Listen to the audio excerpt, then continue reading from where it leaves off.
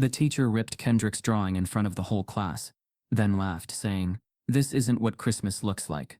The room fell silent as every eye turned to him, but no one stood up, not even the principal. His mother demanded answers, and uncovered a truth the school tried to bury for years. But what she recorded next changed the entire country. Before we deep dive into this interesting story, subscribe to our channel, and tell us where are you watching from. Share in the comments below. The smell of artificial pine and peppermint lingered in room 304 at Millstone Elementary, a carefully decorated third-grade classroom in a quiet suburban town outside Columbus, Ohio. Paper snowflakes hung from the ceiling, each one unevenly cut but proudly displayed. A small artificial Christmas tree blinked softly in the corner, its plastic needles reflecting the glow of multicolored lights. Stockings with every student's name were taped beneath a whiteboard that read "Kindness is free" in bright red marker. The room was designed to feel warm, cheerful, and safe, but beneath the decorations, something colder had already taken hold. Mrs. Darla Whitmore stood at the front of the room, arms folded comfortably, surveying her students with a satisfied smile.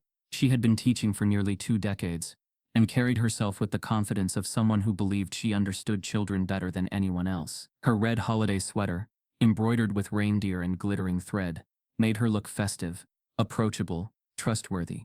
Parents admired her. Administrators defended her. In this room her words carried weight, whether she realized it or not. In the back row, Kendrick Holloway sat at his desk, his feet barely touching the floor. At 8 years old, he had already learned how to take up as little space as possible. His desk was noticeably emptier than the others.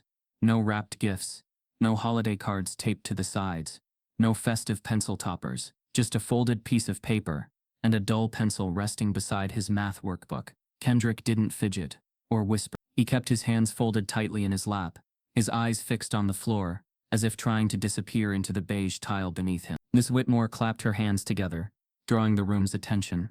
She announced that the class would be sharing their Christmas plans, framing it as a joyful exercise meant to spread holiday cheer. One by one, students eagerly raised their hands. Their stories spilled out effortlessly. Ski trips to Colorado, new gaming consoles waiting under trees, grandparents flying in from out of state, matching pajamas already laid out for Christmas morning. Miss Whitmore responded to each story with enthusiastic praise, laughing warmly, nodding approvingly, reinforcing the idea that these traditions were what the season was supposed to look like. As the sharing continued, Kendrick felt his chest tighten. He hadn't planned to speak. He never volunteered. But he could sense what was coming. Ms. Whitmore's gaze eventually drifted toward him, lingering longer than necessary. She didn't ask if he wanted to share. She called his name directly, her tone casual but expectant, as if there were only one acceptable answer. Kendrick hesitated before lifting his head. His voice came out soft, almost swallowed by the room. He said his family would probably stay home and cook together. He didn't mention the long shifts his mother worked. He didn't explain that there wouldn't be gifts because rent came first. He didn't talk about how much he actually liked those quiet nights when it was just him and his mom at the kitchen table. He kept it simple because he thought simple was safe. For a brief moment, the room went quiet. Then the sound crept in. Small laughs at first, whispered comments, the scrape of a chair as a student turned to look at him. Kendrick felt his face burn. Before he could retreat inward, Ms. Whitmore let out a short laugh of her own, not loud enough to seem cruel, just enough to give permission. She commented that not everyone could afford Christmas spirit, her voice light, almost amused, as if she were making an observation rather than delivering a judgment. The room responded immediately. Laughter grew louder. Someone repeated the phrase under their breath. Another student smirked. Kendrick stared straight ahead, his vision blurring, unsure why his stomach felt like it was dropping through the floor. Ms. Whitmore moved on quickly, calling on the next student, continuing the activity, as if nothing significant had happened. But something had changed. The warmth of the room felt artificial now, like decorations hiding cracked walls. Kendrick could feel eyes on him, curiosity mixed with something sharper. He didn't cry. He didn't speak. He simply shrank further into his chair, counting the minutes until the bell rang. When the dismissal bell finally echoed through the hallway, most of the students rushed out, buzzing with excitement. Kendrick stayed seated, waiting until the room had emptied. His body felt heavy, like he was carrying something he didn't have words for yet. As he walked into the hallway, he avoided the noise, ducking into a quiet corner near the lost and found bins. There, he pulled out a folded piece of paper and began to draw. He sketched a small house with smoke curling from the chimney, a kitchen table with 2 plates, and himself sitting beside his mother. No tree, no presents, just warmth. At the bottom, he wrote words he barely understood, but desperately needed to believe. Back inside the classroom, Ms. Whitmore chatted with another teacher, casually revisiting the moment. Her tone was dismissive, her assumptions unfiltered. She spoke as if Kendrick's life were already defined by limitation, as if his family's reality were something to pity rather than respect. They laughed quietly, unaware that someone else was still nearby. Marcus, a substitute janitor new to the school, stood frozen near the coat rack. He hadn't meant to listen, but he couldn't ignore what he heard. The words settled heavily in his chest. Kendrick reminded him too much of his own son, the same guarded silence, the same instinct to make himself smaller in places that weren't built for him. Marcus finished his shift without saying a word, but the moment stayed with him long after he left the building. That evening, Tamika Holloway noticed immediately that something was wrong. Kendrick didn't run toward her when she picked him up. He climbed into the car quietly, staring out the window as snowflakes drifted past. At home, while warming leftovers, Tamika found his drawing tucked inside his jacket pocket. She studied it carefully, the simplicity of it breaking her heart. When she finally asked him what happened, he resisted at first, but when he spoke, his words came out small and uncertain, repeating what his teacher had said. Tamika felt something inside her shift. She didn't raise her voice. She didn't cry. She went to the kitchen, steadied herself against the counter, and opened her laptop. She knew how schools treated parents like her. She knew how quickly complaints could be dismissed. Instead of sending an email, she opened the voice recorder on her phone, already sensing that this wouldn't be simple. The next morning, Kendrick returned to school, unaware that the moment from the day before had already begun to ripple outward. Ms. Whitmore ignored the formal parent complaint sitting in her inbox, confident that nothing would come of it. But elsewhere, Marcus sat in his car, replaying an audio file he had recorded quietly, capturing words that were never meant to leave that room. That night, he sent the recording anonymously to a local education watchdog group. He didn't include his name, only a short message explaining that a child had been humiliated, and that this wasn't an isolated incident. By morning, the file had already been opened dozens of times. That same morning, Tamika Holloway's phone buzzed with a message from an unknown number that read, "You need to hear what your son's teacher said," when she thought no one was listening. Tamika Holloway did not sleep that night. The message from the unknown number sat open on her phone, the screen dimming and brightening as she picked it up again and again. She listened to the attached audio file only once before stopping it halfway through. That was all she needed. The laughter, the casual cruelty, the certainty in their voices, as if what they were saying was not only acceptable but obvious. The sound settled into her chest and stayed there, heavy and unmovable. By morning, she had already decided that silence was no longer an option. She walked Kendrick to the bus stop like she always did, adjusting his scarf, smoothing down his hair, telling him she loved him with a calm she didn't feel. When the bus pulled away, Tamika didn't wave. She turned back toward her car, her jaw set, her hands shaking just enough for her to notice. The school sat only 10 minutes away, but the drive felt longer. Every red light felt personal. Every passing storefront reflected a version of herself she barely recognized, focused, controlled, and carrying years of swallowed frustration. Millstone Elementary's front office smelled like disinfectant, an artificial pine. A small Christmas tree sat near the reception desk, decorated with red bows and gold ornaments. A sign taped to the counter read, "Happy Holidays from the Millstone family." Tamika stood beneath it, waiting to be acknowledged. When the secretary finally looked up, her smile faltered just slightly, the kind of shift Tamika had learned to recognize over a lifetime. Polite but guarded, pleasant but distant. Tamika stated her name and explained she was there to discuss an incident involving her son and his teacher. The secretary nodded too quickly and asked her to take a seat. Minutes passed. Parents came and went. A delivery of boxed cupcakes arrived for a classroom party. Laughter echoed down the hallway. Eventually, Tamika was led into a small conference room with beige walls and a framed poster about mutual respect. The principal, Howard Langley, entered moments later. He was tall, gray-haired, and practiced in the language of deflection. He thanked Tamika for coming in, folded his hands neatly on the table, and listened as she described what had happened. She didn't raise her voice. She didn't exaggerate. She repeated her son's words carefully, watching his face for any sign of concern. What she saw instead was calculation. Langley sighed softly and leaned back in his chair. He explained that Ms. Whitmore had an excellent record, that she was well liked by parents, that misunderstandings sometimes happened when children misinterpreted adult comments.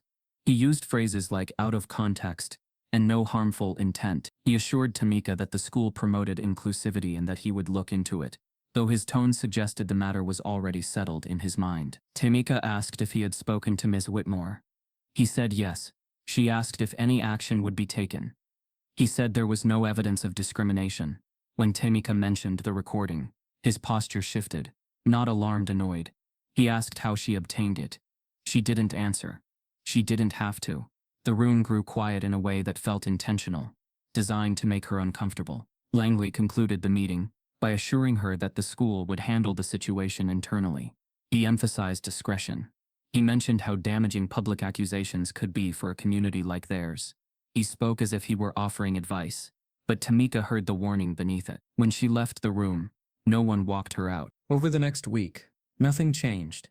Kendrick remained in Miss Whitmore's class. No apology was offered. No acknowledgement was made. The administration sent Tamika a brief email, stating that the matter had been reviewed and closed.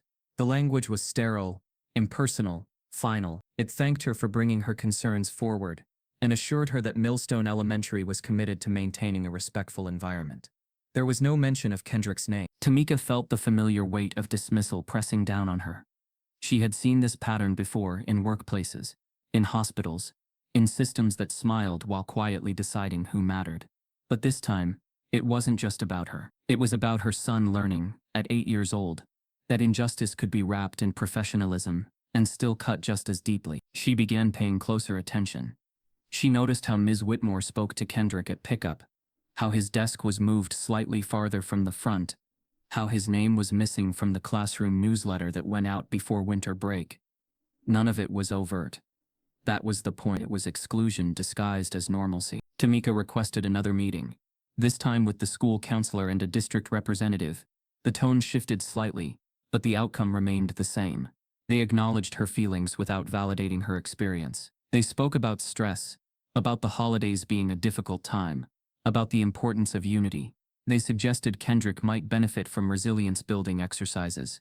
The implication was clear. The problem wasn't the system. It was how her son reacted to it. What they didn't know was that Tamika had started documenting everything.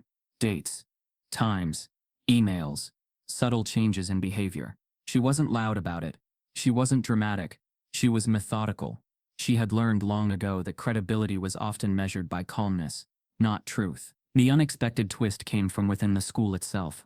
Marcus, the substitute janitor, reached out again. This time he didn't remain anonymous. He met Tamika in a quiet coffee shop on the edge of town, sitting across from her with his hands wrapped tightly around a paper cup. He told her that what she heard on the recording was only part of it. He explained that staff meetings often included similar comments, spoken freely behind closed doors. He said he had started recording not out of revenge, but because he couldn't stand hearing children reduced to stereotypes. He mentioned an upcoming staff meeting scheduled after school hours, one that parents were never invited to. He didn't suggest anything directly. He didn't have to. The implication hung between them, heavy and dangerous. Tamika knew the risk. She knew what could happen if she crossed the invisible line between compliant parent and problem parent. But she also knew what silence cost. That evening, she sat in her car outside the school long after the parking lot emptied. When the last teacher arrived, she followed them inside, blending into the background with the ease of someone who had learned to navigate spaces that weren't built for her. She slipped into the auditorium and took a seat near the back. As the staff meeting began, her phone rested in her coat pocket, voice recorder already running. The room filled with casual chatter, laughter, complaints about workload and parents who didn't know their place. As the meeting progressed, the conversation shifted. Names were mentioned. Kendrick's name was mentioned, not with concern but with irritation. What Tamika heard next made her grip the armrest to keep from standing up. They weren't just dismissing her complaint. They were strategizing, talking about how to manage optics, how to ensure the issue didn't reach the media, how certain families always tried to play the race card. Miss Whitmore spoke confidently, assured that the administration had her back. Someone joked about Christmas spirit again. Laughter followed. Tamika stayed seated until the meeting ended. She didn't confront anyone. She didn't reveal herself. She walked out quietly, her phone warm in her hand, her heart pounding with a mix of fury and clarity. Outside, the cold air hit her face sharply, grounding her. She sat in her car and listened to the recording from start to finish. This time, she didn't stop it. As Tamika stared at her phone, she realized the recording didn't just prove discrimination, it exposed a coordinated effort to silence her, and she knew exactly who would want to hear it next. Tamika Holloway sat at the kitchen table long after Kendrick had gone to bed, the house silent except for the occasional groan of the heating unit pushing warm air through the vent. Her laptop was open, her phone beside it, the screen glowing with the audio recording she had captured less than 24 hours earlier. Her finger hovered over the send button, as her heart knocked against her ribs like it was trying to warn her. This wasn't just about her son anymore. This was about every child who had been silenced with a smile and dismissed with a shrug. Every parent who'd been told they were overreacting. Every system that smiled in public while it bruised in private. She uploaded the file to a small community watchdog forum that tracked racial bias in schools. She didn't write a long caption, just the truth. Listen to what Kendrick's teacher said behind closed doors. Then tell me it's not systemic. She didn't sign her name, but she didn't hide either. She knew the truth had a way of revealing the source eventually. By morning, the post had been viewed nearly 10,000 times. Within hours, the audio was clipped, shared, remixed. Twitter exploded. Facebook threads filled with outrage. On TikTok, creators replayed the tape with captions like, "This is what racism in schools sounds like." Hashtags surged. Justice for Kendrick. Protect black kids. Fire Whitmore. In the recording, Ms. Whitmore could be clearly heard laughing, referencing Kendrick's lack of Christmas spirit, and calling the Holloway family another broken black home trying to stir drama. The casual tone in her voice made it worse. She wasn't angry. She wasn't flustered. She was confident, too confident. Because she never expected to be heard outside that room. The most viral portion wasn't even the comment about Kendrick. It was what came after. When another teacher joked that Tamika was the type of parent who weaponizes victimhood. And Ms. Whitmore responded, "Well, they're always looking for a reason to sue. It's practically cultural now." That phrase, practically cultural, was repeated across every platform, dissected, replayed, condemned. National bloggers picked up the story.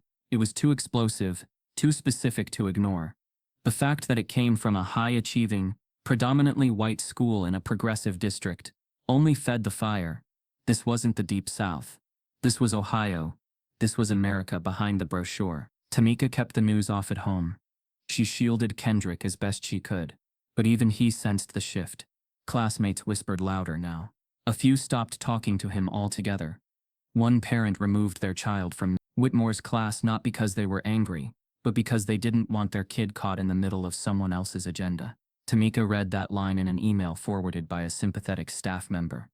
It made her eyes sting. Meanwhile, her phone vibrated nonstop. Messages from journalists, attorneys, local activists. Some offered help. Others just wanted a piece of the story. One mother from across the country DM'd her, saying, "My daughter went through the same thing. Thank you for speaking up." I didn't. Tamika didn't respond to most. She just read, and watched, and listened. The support was overwhelming, but so was the backlash. By mid-afternoon, her address had been posted on a far-right Facebook group disguised as a parent accountability forum. Tamika's inbox filled with anonymous emails calling her a liar, a race baiter, a woman raising her son to be weak. One message included a photo of her front door. Another simply read, "Hope your son enjoys all the attention. Would be a shame if it got worse." She forwarded the threats to the police. The officer at the station nodded, took notes and said, "It's probably just talk." He didn't write anything down until she insisted on a paper trail. As she left the station, she noticed his coworker laughing at something on his phone. The timing made her sick. The district released a statement later, that evening, calling the recording deeply concerning, but warning the public not to rush to judgment. Ms. Whitmore had been placed on temporary administrative leave pending a thorough internal investigation. No mention of Kendrick, no apology, no plan of action. At the same time, Ms. Whitmore's defenders emerged. A group of parents began circulating a petition titled, "Bring Back Ms. Whitmore," citing her decades of service and unshakable integrity. Some claimed the recording had been edited. Others argued that private conversations should remain private.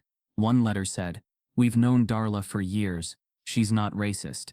She's just frustrated like the rest of us with this climate of hypersensitivity. Tamika read that twice and felt her throat close. But it wasn't all shadows.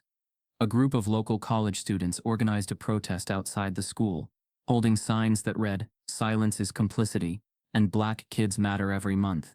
A national morning show requested an interview with Tamika, offering to blur her face. She declined. She wasn't ready to be the headline. Then came the unexpected twist. A young local reporter named Leah Cross, barely a year out of journalism school, had been quietly following the story. While other media outlets focused on the immediate scandal, Leah began digging into Ms. Whitmore's background. She noticed something unusual, a pattern of past complaints, 3 different ones filed over the past 10 years, all quietly closed. All involving Black or Hispanic students. None of them had ever reached the public. Leah contacted Tamika privately, asking if she had ever heard of a student named Jonathan Briggs. The name meant nothing to her. But that was about to change. While speaking with a retired teacher who once worked at Millstone, Leah confirmed that Briggs had been in Miss Whitmore's class 15 years earlier, and had abruptly transferred mid-year after a major disciplinary dispute. The former teacher remembered it clearly. "That boy was brilliant," she said, "and after he left, nobody ever mentioned him again. It was like he got erased." Leah searched for him, and she found him. Jonathan Briggs was now a civil rights attorney in Chicago. When Leah reached out, he responded within minutes. Her hands trembled as she read his reply. He remembered Miss Whitmore vividly. He had his own story, and he had never told it publicly. Leah Cross sits across from Jonathan Briggs as he leans forward and says, "I've waited 15 years to tell the truth about what she did to me, and it's worse than anything you've heard so far." The small digital recorder clicked softly on the wooden coffee table, its red light glowing faintly in the dim room.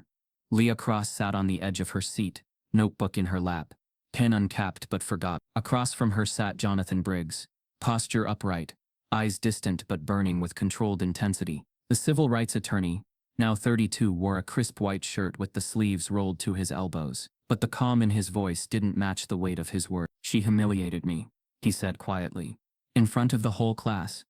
Just like she did to Kendrick." Jonathan had been 10 years old when he last saw room 34, though it had been in a different building back then. He remembered the carpet's fading green pattern, the sound of the pencil sharpener on the back wall, the way Miss Whitmore would narrow her eyes at him every time he raised his hand. "Too eager," she once said in front of the others.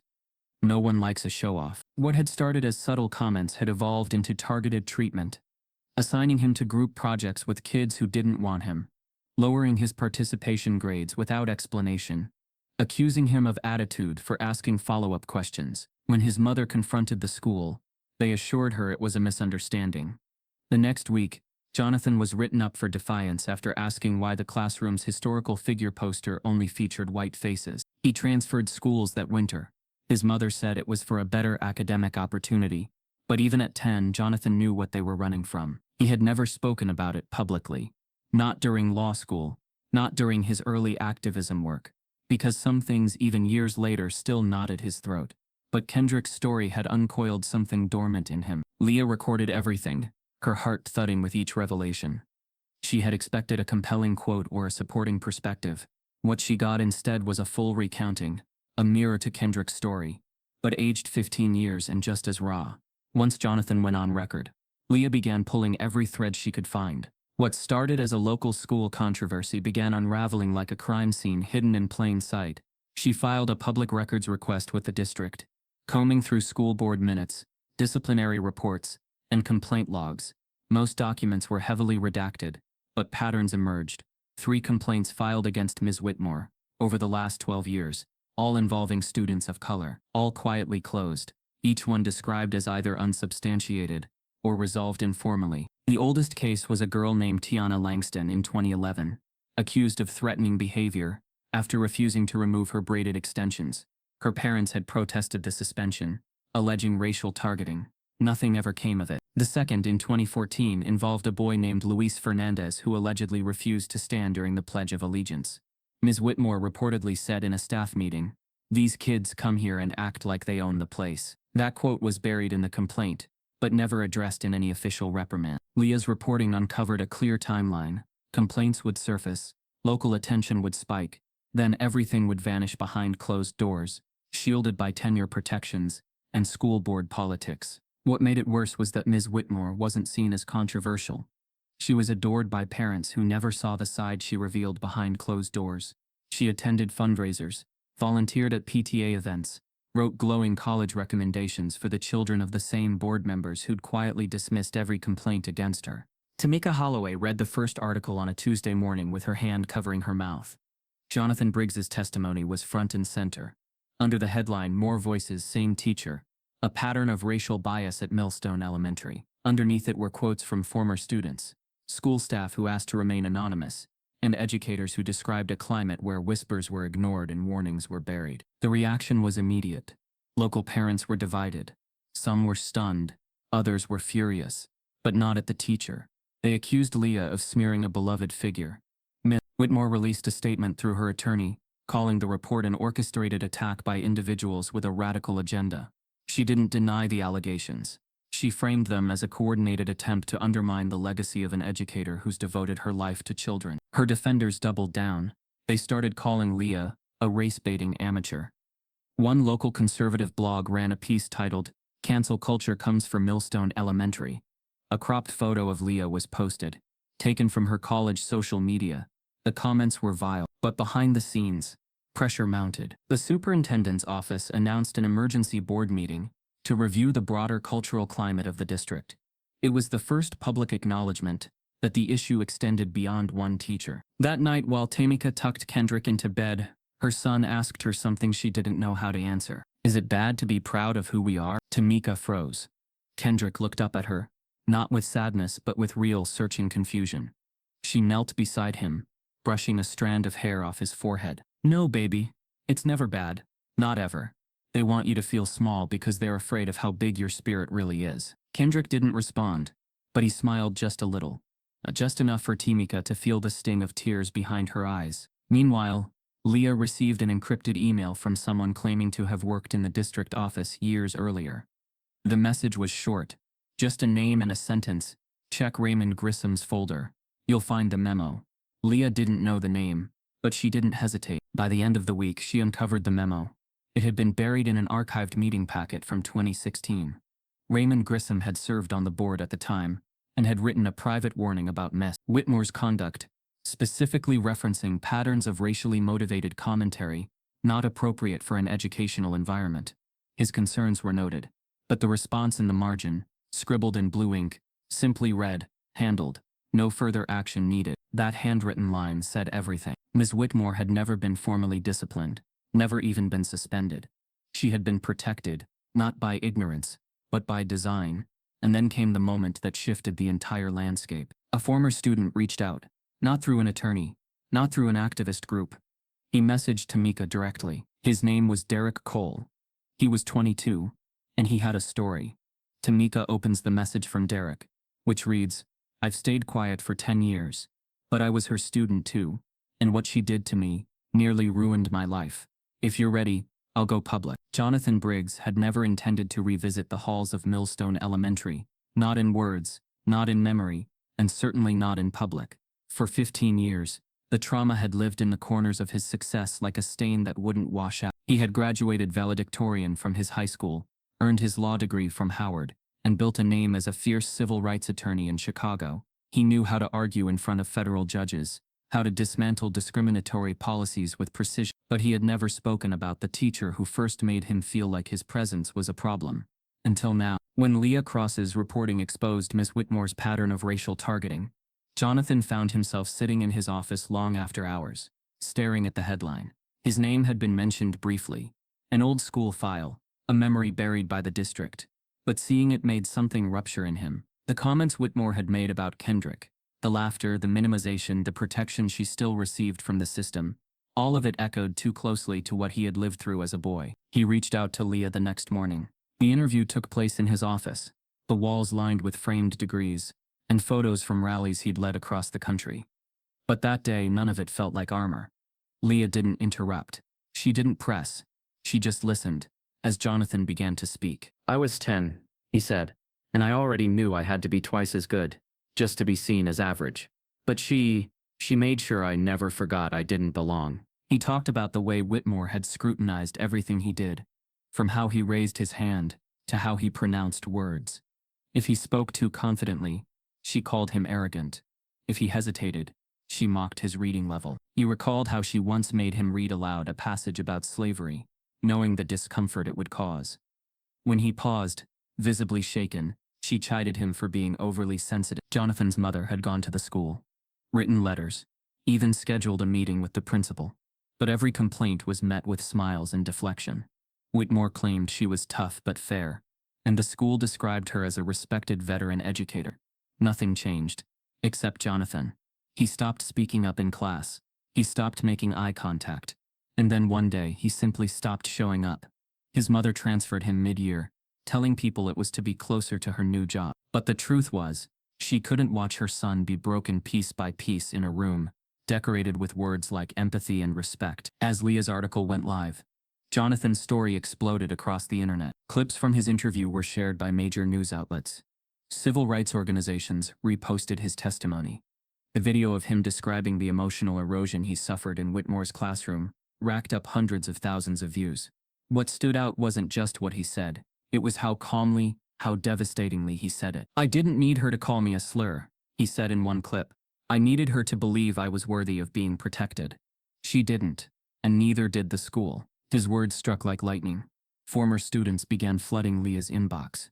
People who had sat in room 304 across 3 decades, many of them now adults, some still carrying the quiet damage done to them by a teacher who had been praised for her discipline and consistency. A girl named Sada recounted how she was told her natural hair was too distracting. A boy named Milik wrote that he was made to clean the class sink alone after a science project went wrong, something no white student was ever asked to do. Each story was different, but they all shared the same undercurrent: subtle targeted harm disguised as structure. Local activists organized a vigil outside the school. Parents began questioning their own children, wondering what they might have missed. A group of alumni even released a joint statement condemning the district's inaction. The momentum had shifted. What began as a single recording had now become a reckoning. Mrs. Whitmore, meanwhile, doubled down on her defense. Through her lawyer, she claimed these were coordinated attacks designed to destroy her reputation for the sake of political gain. A conservative news outlet ran an interview with one of her former white students, who tearfully described her as the teacher who believed in me when no one else did. The comment sections grew toxic, filled with coded language and overt hostility toward Kendrick, Tamika, and now Jonathan. But none of it slowed the fire. Jonathan was invited to speak at a town hall forum on educational equity. He stood on a small stage in front of over 200 people and told them plainly, "Racism in schools doesn't always come wearing a hood. Sometimes it comes with a smile, a red sweater, and a Christmas tree." He outlined the long-term psychological impact of biased educators, the trauma of being othered in a place meant to nurture. He challenged parents to stop asking if racism existed in their schools, and start asking how much had already been normalized. Tamika watched the live stream from her living room, Kendrick beside her, his head resting against her arm. As Jonathan spoke, Kendrick looked up and asked, "Was he in her class too?" Tamika nodded. "A long time ago. Did anyone believe him back then?" "No," she said softly, "but they believe him now." That night, Leah sent Tamika a message with the link to Jonathan's full interview, and a simple note: "He wants to talk to you." The call happened the next afternoon. Tamika was nervous, intimidated, even. She didn't consider herself political. She didn't see herself as a movement leader. But when Jonathan's voice came through the speaker, warm and steady, she relaxed. "Miss Holloway," he said, "you don't know me, but I know what it's like to be where you are. To see your child being broken by the same hands that were trusted to protect them." Tamika exhaled. "I don't know how we got here. I just wanted to protect my son." "And you did," he replied. "More than you know." Your voice gave mine permission to speak again. There was a pause. Then he added, "I want to help you. Officially." She frowned slightly. "Help how?" "As your attorney, pro bono. I want to represent you and Kendrick." Tamika blinked. She hadn't expected that. She hadn't even thought that far ahead. But suddenly, the idea of having someone who knew not just legally, but personally felt like the difference between shouting into a void and finally being heard. As Tamika accepted his offer, Jonathan added, "There's something else you need to see. A file I've been holding onto for years, and it could change everything." The lawsuit was filed on a gray Monday morning, the kind that made the quiet streets of Millstone feel heavier than usual. Jonathan Briggs submitted electronically from his Chicago office, but its impact landed squarely in suburban Ohio like an earthquake. No one could pretend not to feel. The complaint was not narrow. It did not focus only on Ms. Darla Whitmore. It named the Millstone School District, the principal, the superintendent, and the board itself. It accused them not just of negligence, but of a pattern of deliberate indifference to racial discrimination. The language was sharp, meticulous, and impossible to dismiss as emotional overreach. This was not a complaint. It was an indictment of a system. By lunchtime, news vans lined the streets outside Millstone Elementary. Satellite trucks blocked driveways. Reporters stood in front of the familiar brick building, microphones in hand, speaking with urgency about a school once known for its family values, now standing at the center of a federal civil rights case. Parents arriving to pick up their children were stopped for comments. Some declined politely, others spoke angrily, their voices tight with defensiveness. A few stared straight ahead, refusing eye contact, as if acknowledging the cameras would make the story real. Inside the Holloway home, the atmosphere was tense but strangely calm. Tamika watched the coverage without sound, reading the captions scrolling across the screen. Kendrick sat on the floor, building something out of blocks, unaware that his name was now known across the country. Jonathan had advised her to keep his routine as normal as possible. Stability, he said, mattered now more than ever. But Tamika could feel the ground shifting beneath them. The quiet life she had built through careful boundaries and endurance was gone. In its place stood something louder, more dangerous, and far less predictable. The lawsuit ignited conversations far beyond Ohio. Morning shows debated whether racism in schools was being exaggerated or finally exposed. Pundits argued about intent versus impact. Former educators weighed in, some defensively, others with regret. Social media fractured along familiar lines. But the difference this time was volume. The story did not fade after a news cycle. It grew. What made the case particularly explosive was its scope. Jonathan had included internal emails, prior complaints, and sworn statements from former students. The narrative was clear. Ms. Whitmore had not acted alone, and she had not acted in isolation. She had been enabled, protected, shielded by a district more concerned with reputation than accountability. The phrase "culture of silence" appeared repeatedly in the complaint, backed by evidence that administrators had actively discouraged parents from escalating concerns. The superintendent released a carefully worded statement, calling the lawsuit deeply troubling, while denying any wrongdoing. He promised cooperation with the investigation and emphasized the district's commitment to diversity. But the statement rang hollow when screenshots of old board meeting notes surfaced online, documents showing how complaints had been minimized, reclassified, or quietly buried. The contrast between public language and private action became impossible to ignore. School board members began canceling public appearances. One resigned quietly, citing personal reasons. Another locked their social media accounts, after old posts surfaced questioning whether racial bias even existed in modern classrooms. Pressure mounted from all sides. Advocacy groups demanded federal oversight. Teachers' unions distanced themselves from the district's leadership, clarifying that protecting educators did not mean protecting misconduct. Jonathan flew to Ohio 2 days after filing the lawsuit. When he met Tamika in person for the first time, he didn't speak like an attorney delivering strategy. He spoke like someone who understood the cost of this moment. He explained that this would not be quick, that the district would fight, that there would be attempts to discredit her, to paint her as unstable or opportunistic. He warned her that power never relinquished itself quietly. Tamika listened without flinching. "They already tried to silence me," she said. "I'm not afraid of noise anymore." That resolve was tested almost immediately. A conservative legal advocacy group announced it would be supporting Ms. Whitmore's defense.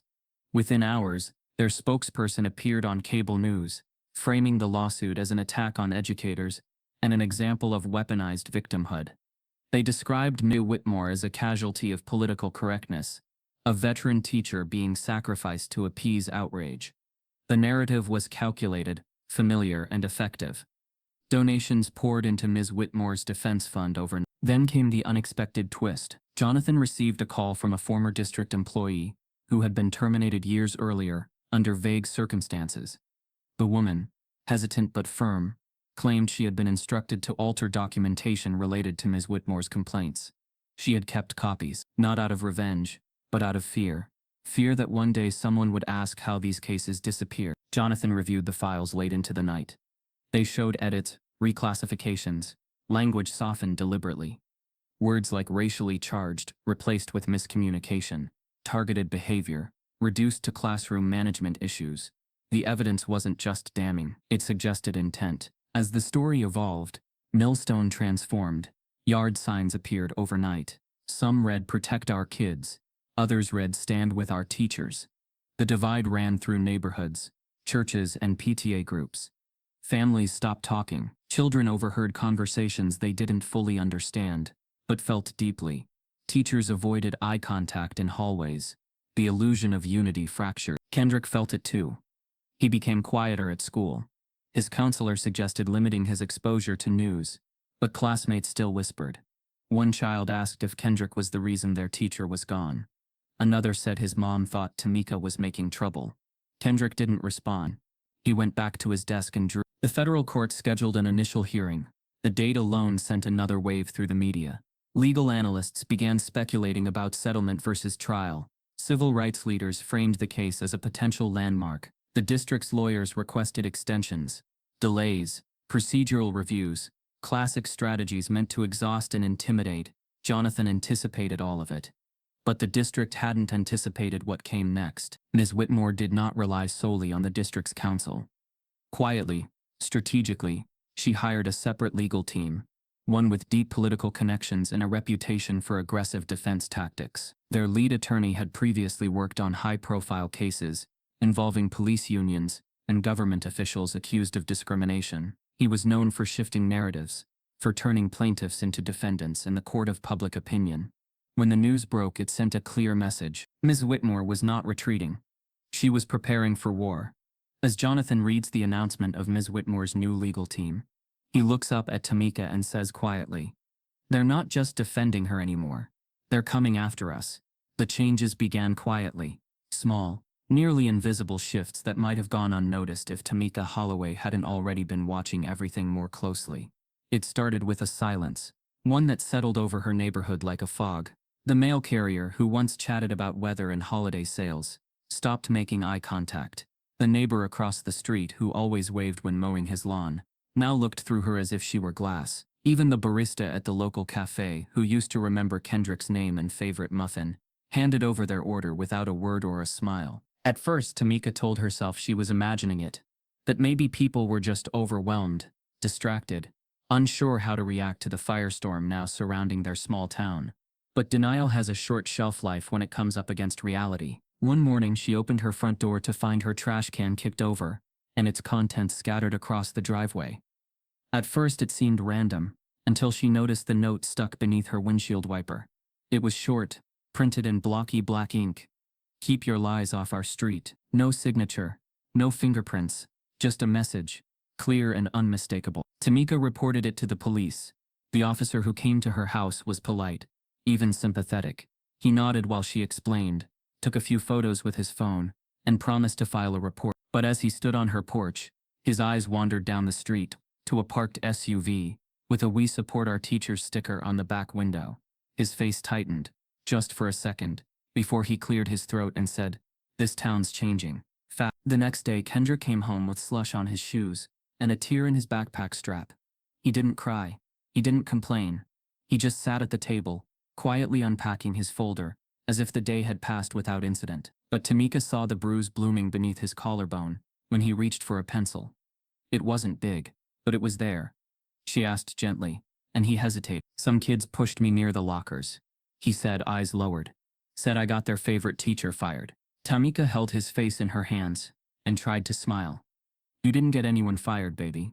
You told the truth.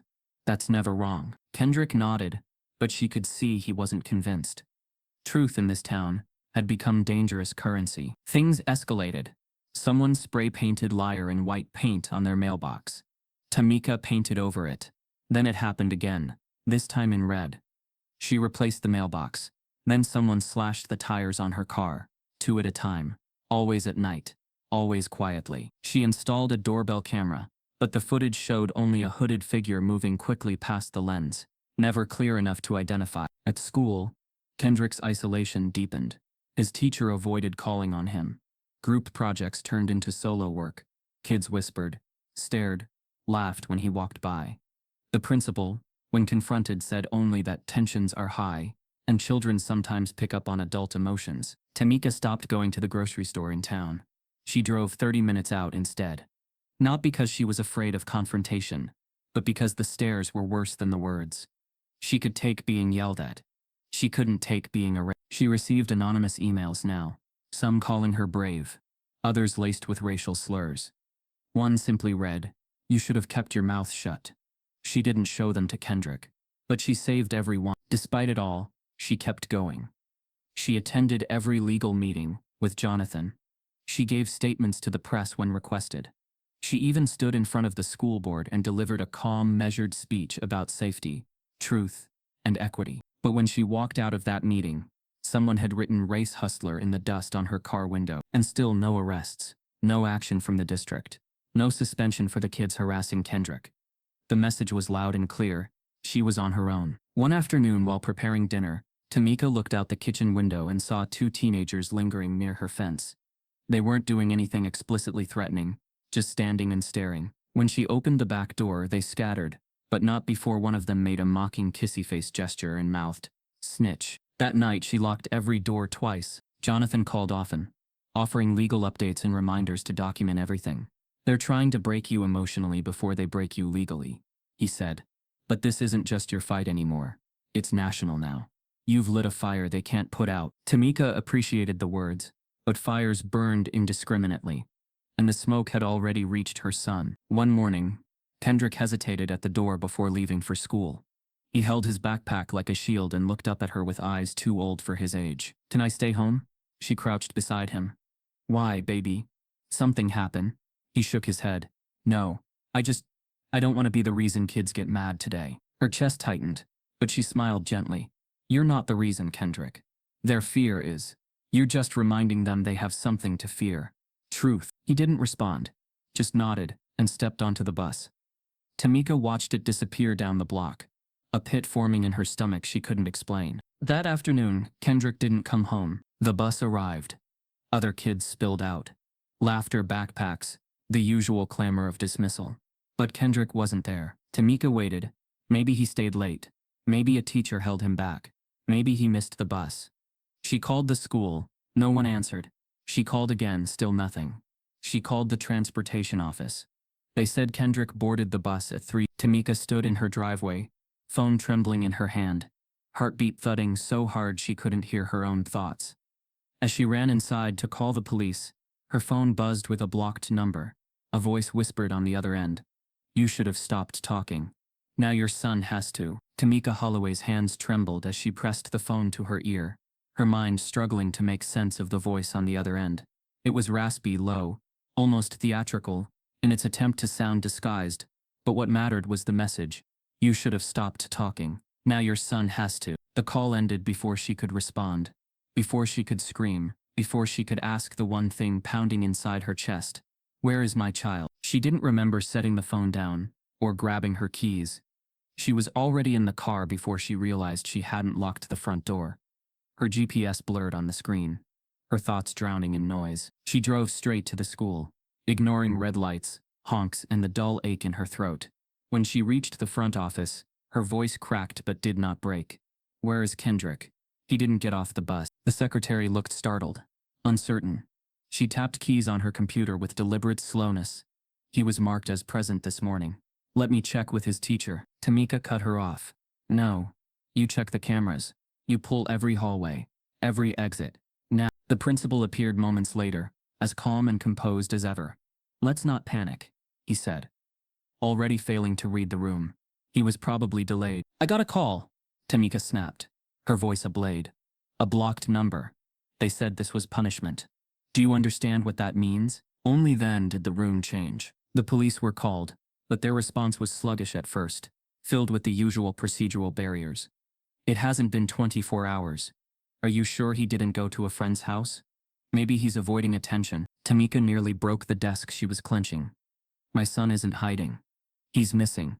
And someone told me they took him." It wasn't until Jonathan Briggs arrived, already briefed by Tamika, already storming into the precinct with a printed copy of the voicemail transcript, and a demand for immediate federal involvement, that the tone shifted. The threat was real. The media was watching, and this wasn't just a child gone missing.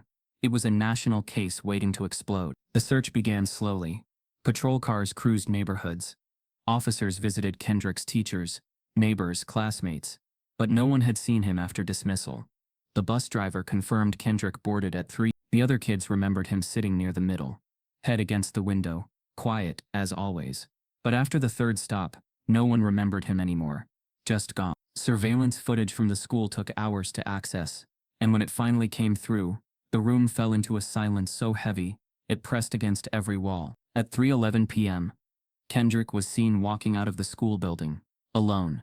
No teacher, no staff member, just Kendrick, backpack slung over one shoulder, walking toward the side lot. At 3:13 p.m., a vehicle pulled into frame. Not a bus, not a parent's car, a dark green SUV. The driver's face was obscured by a baseball cap and sunglasses, but Kendrick walked toward it without hesitation. He opened the door, he got in, and he didn't come out. The car pulled away slowly, out of camera range, disappearing into the curve of suburban roads and wooded backstreets. Tamika nearly collapsed. "Why would he get in that car?" she whispered. "He doesn't know anyone who drives an SUV." The answer arrived in the next clip. 10 minutes earlier, Kendrick had received a text from a number not saved in his phone. It read, "Your mom's in trouble. Come outside, hurry." The phone records confirmed it. Kendrick had responded, "Where are you?" The reply came instantly. "By the side parking lot. Trust me." He trusted them. By nightfall, the search had expanded. Local law enforcement called in helicopters, canines.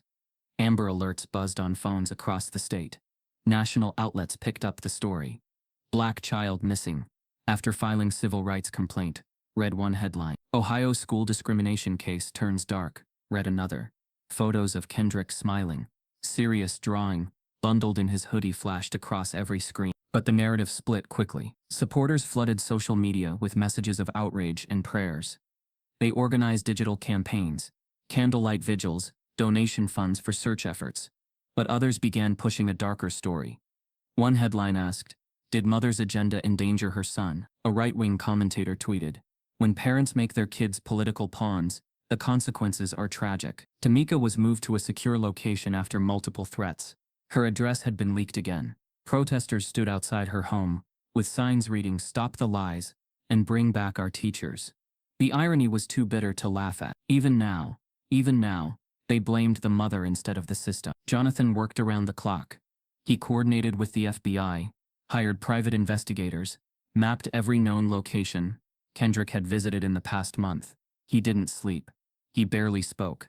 But his fury simmered just beneath the surface, quiet and surgical. At 3:02 a.m., one of the agents reviewing traffic cameras found something. A blurry image of the same SUV passing through a stoplight, 20 miles from town, heading west toward rural land.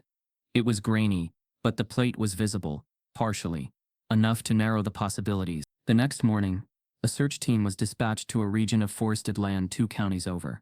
It was the kind of place people went to disappear: old hunting cabins, broken cell service, endless trails winding through skeletal trees, and cold air. The team split into pairs, moving quietly, calling Kendrick's name every few steps. The woods were still, eerie, unforgiving. Then came the twist. A retired forest ranger, watching the coverage from home, called in a tip. He remembered a remote property, long abandoned, last listed under a shell company that no longer existed. It had no driveway, no mailbox, just a rusted gate, deep off a gravel road. The coordinates were forwarded to the team. When they arrived, everything felt wrong. The cabin wasn't boarded up or abandoned. It looked recently visited, footprints in the snow, smoke faint in the air, as if something had just been extinguished. The front door creaked open with a push. The interior was dark but not cold, and on the floor, scattered in a tight circle, were pages torn from a child's sketchbook. One of them showed a Christmas tree, another, a dinner table with 2 smiling faces. A third had a caption written in crooked, trembling letters, "This is still Christmas." Tamika's knees gave out when they showed her the drawing. Deeper inside the cabin, searchers found a cot, still warm, and a child's hoodie folded neatly at the foot of it. But Kendrick was gone. And on the wall, written in red chalk, were 5 chilling words: He learned not to speak. The wind outside the cabin screamed through the trees like a warning too late to heed. Inside, silence fell over the narrow, dusty room as investigators moved slowly, carefully, their boots crunching against grit and dried leaves on the floorboards. The walls were lined with stained wood, insulation exposed in patches. One bare bulb hung from the ceiling, flickering. The drawings scattered near the cot told part of the story, but not the whole one. They searched the kitchen first. Empty food wrappers, a child-sized spoon in the sink, a half-finished box of cereal on the counter, a cup with milk residue still clung to the rim. Everything recent, everything deliberate. On the floor near the window, they found a pillow with Kendrick's name written faintly in black marker. It wasn't just a place he'd been taken to. It was a place someone had prepared for him. But Kendrick wasn't there. Not in the cabin. Not in the shed behind it. Not in the nearby woods. A chalk message on the wall. He learned not to speak. Was chilling enough. But it was what lay beneath that message, scrawled in a separate slanted hand, just above the molding, that made one of the officers freeze. The words read, "Only silence saves them." They weren't written in chalk. They were scratched in with something sharp repeatedly into the wood. A knife. A nail. The impression was deep. Then came the creak. From behind a false panel near the fireplace. One of the officers heard it. Faint. A shiver of breath. A presence. They pulled back the panel. It was a crawl space, tight, dark, no wider than a coffin. And inside it, curled into himself, knees tucked against his chest, was Kendrick Holloway. He didn't speak. His eyes, red-rimmed and wide, darted to the flashlight beam. His clothes were rumpled, shoes muddy, his hoodie missing. He shook as one of the agents knelt and whispered gently, "You're safe now. We're here." He didn't answer. He didn't move. It took an hour to coax him out. He refused to let anyone touch him. He walked out barefoot, his steps robotic. He wouldn't say where he had been taken from. He wouldn't say who brought him. But when they asked if he was hurt, he shook his head once, and then suddenly began to cry. Not loud sobs, just quiet, uncontrolled weeping that broke the stillness like glass. Tamika was flown by helicopter to the nearest hospital where Kendrick had been taken for evaluation. The moment she saw him, she ran, shoes clicking against linoleum, ignoring the security guard trying to keep her back. She dropped to her knees beside the gurney, her voice breaking. "Baby, I'm here. I'm here." Kendrick looked at her with hollow eyes. Then finally, after a long, aching pause, he whispered, "I didn't tell them anything." Tamika clutched him tighter than she ever had in her life. Back at the cabin, the forensics team cataloged everything: fingerprints, food items, a burner phone. But what caught the most attention were the walls of the back bedroom, covered in graffiti. Racial slurs, drawings of burning books, a crude painting of a black child inside a cage. Beneath the words "discipline builds character," there was nothing ambiguous about it. No room for spin. No way to excuse it as misunderstood art or edgy jokes. This wasn't a place of protection. This was a message. And then came the twist. Inside a locked metal box found in the cabin's closet, beneath a pile of old blankets and a tin of matches, was a diary, not Kendrick's. It was small, bound in maroon leather.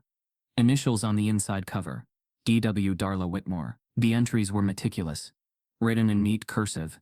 Most were ramblings about preserving values, rants against entitled parents and children who don't know their place. One line stood out in all caps.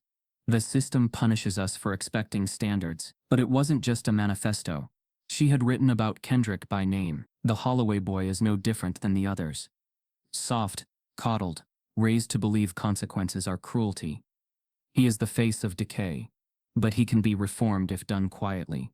Quietly. Federal prosecutors didn't hesitate. With the diary, the cabin, the graffiti, the footage, and Kendrick's statement, short but powerful, they filed immediate charges against Ms. Whitmore. Kidnapping, child endangerment, false imprisonment, and then the final blow, federal hate crime charges. The media couldn't absorb it fast enough. What had begun as a teacher's poor judgment was now revealed as something darker. Calculated, ideological, fanatical. Networks raced to reframe their coverage. Suddenly, everyone had always suspected something about her. Pundits who had once defended her on television now avoided using her name. Ms. Whitmore was arrested at a private property owned by her cousin in rural Kentucky. She didn't resist. She looked calm in the mugshot, almost detached. Her lawyer claimed she had acted out of a deep concern for the boy's well-being, and that the stress of national scrutiny had caused her to momentarily lose judgment. But there was no room left for that argument. Not anymore. Not after the chalk. Not after the diary. Not after Kendrick. As the charges are read aloud in court, Ms. Whitmore stares blankly ahead, until Kendrick enters the room. For the first time her expression changes. A flicker of fear, then rage, and then she whispers something under her breath. The courtroom mic picks it up. You don't silence tradition without consequence. The courthouse didn't look like the center of a national reckoning. It was plain brick and square tucked behind a line of maple trees that had shed their leaves weeks ago. But by the time the trial began, the building had transformed. Steel barricades wrapped the perimeter. News vans flanked the sidewalks. Protesters held signs on both sides of the street. Justice for Kendrick on one end, defend our teachers on the other. The line to enter the courtroom stretched around the block. People had come from other cities, even other states, to witness what many were calling the most important civil rights case of the decade. Inside, the courtroom was packed wall to wall. Family press, legal observers, and a heavy presence of federal marshals. Tamika sat in the front row, shoulders squared, jaw tight. Kendrick sat beside her, smaller than the chair seemed built for, dressed in a navy sweater and khakis, his hands folded in his lap, like he was still back in school. The prosecutor, a sharp-eyed black woman named Nadine Bell, stood beside her team with a quiet, honed intensity. Across the aisle, Ms. Whitmore sat stiffly in a gray blazer, her hair pinned in a tight bun, flanked by 3 attorneys known for defending high-profile conservative clients. Her expression was unreadable, blank, but far from broken. Opening arguments began with a quiet hum of anticipation.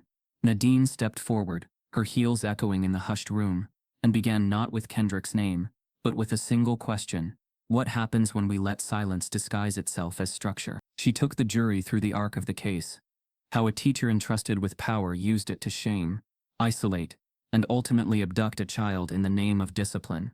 She showed them the drawings from the cabin, read aloud the words carved into the wood. She quoted from the diary: "He can be reformed, if done quietly." Nadine's voice didn't rise. It didn't need to. Every word was a scalpel. The defense followed with a performance. Their lead attorney, Michael Rathbone, paced the room with casual command.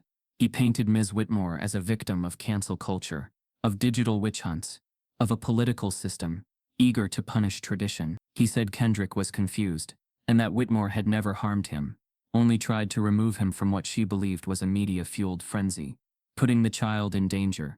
He claimed the diary was personal therapy, not a plan. The graffiti, planted. The cabin, a coincidence. His entire argument was wrapped in a single phrase he repeated over and over: intent matters. The tension was immediate. The courtroom didn't breathe. It absorbed. Nadine responded with evidence: forensic analysis, surveillance footage, Kendrick's own statement. But the defense shifted strategies daily. One day, Whitmore was a protector. The next, she was a scapegoat. They presented a psychologist who argued that the former teacher was mentally frayed by the public backlash and had acted impulsively, not maliciously. Another expert claimed the racial undertones of her writings were misinterpreted artifacts of generational value. The jury sat silent, stone-faced, their notebooks filling with ink. Outside, the country debated every angle. Pundits drew battle lines. Civil rights groups called it the defining case of a generation. Conservative think tanks called it an overreach of federal power. Parents across the nation wrote op-eds. Schools held assemblies. Hashtags surged, then fractured.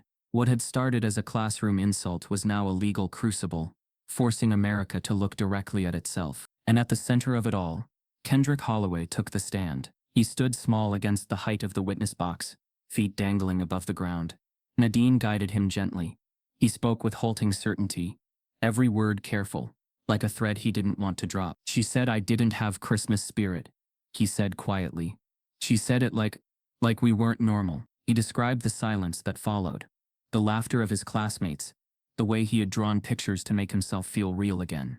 When Nadine asked what happened in the cabin, he looked down, then whispered, "She told me I had to learn not to talk so much. She said noise gets people hurt." Gasps rippled across the room.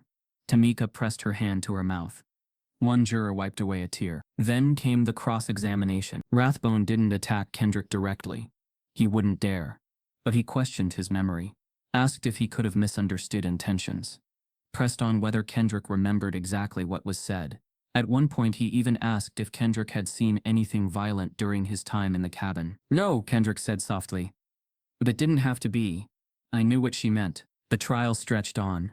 Day after day, witness after witness, former students testified. Jonathan Briggs returned to the stand and recounted his own history. Mental health professionals testified about the psychological impact of emotional manipulation. Then the prosecution revealed the twist: hidden pages from the diary recovered from the cabin, previously overlooked, in which Miss Whitmore listed the names of children she believed were at risk of fucked her. Kendrick's was underlined. Beside it, in ink that bled through the page, she had written, "Still salvageable." Rathbone tried to claim forgery. The FBI's lab confirmed the ink matched. Whitmore never took the stand. Nadine didn't need her to. By the time closing arguments came, the courtroom was raw. Nadine's final words were simple: "We are not here because one woman failed a child.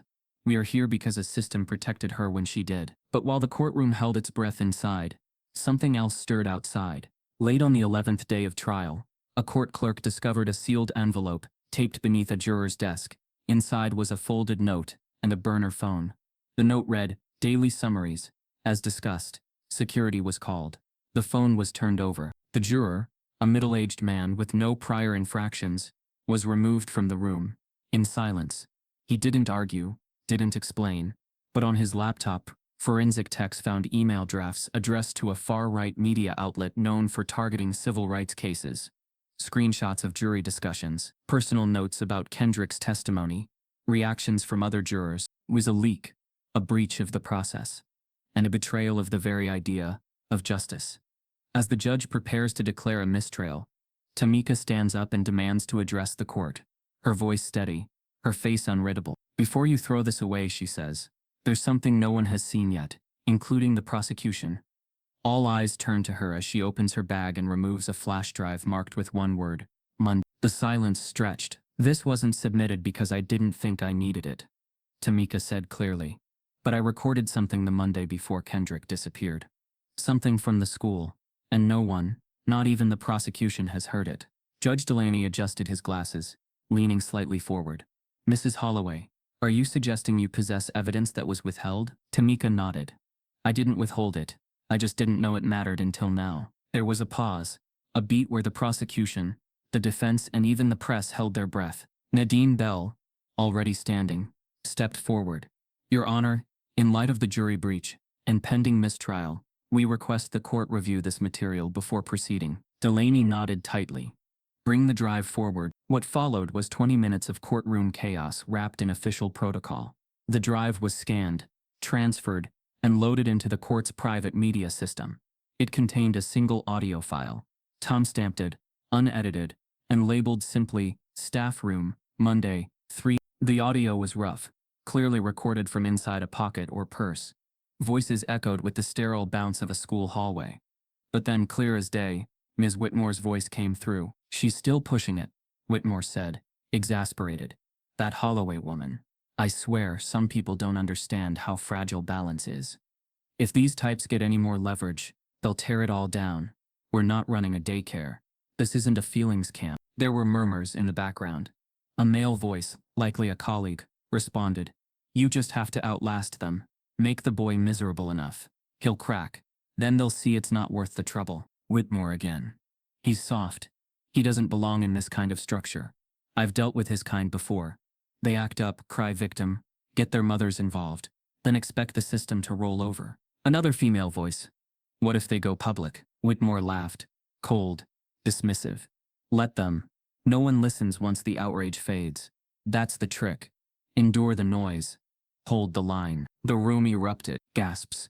Shouts. One juror pushed their chair back hard enough to screech across the floor. The judge slammed his gavel 3 times before order was restored. The defense demanded a recess. The prosecution requested an immediate ruling on tampering. But the damage was done. What the flash drive offered wasn't just additional evidence.